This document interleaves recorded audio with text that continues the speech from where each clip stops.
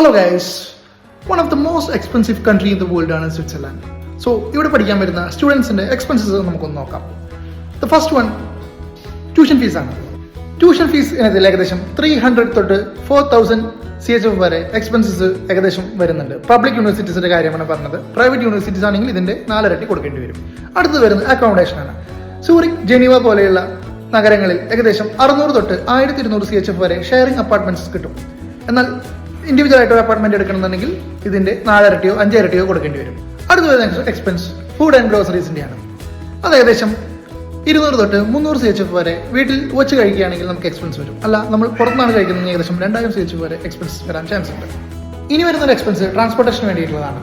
ഏകദേശം 50 മുതൽ 80 CHF വരെ ഒരു മാസം ഒരു സ്റ്റുഡന്റിന് ഇവിടെ ട്രാൻസ്പോർട്ടേഷന് വേണ്ടി എക്സ്പെൻസ് വരാൻ ചാൻസ് ഉണ്ട്.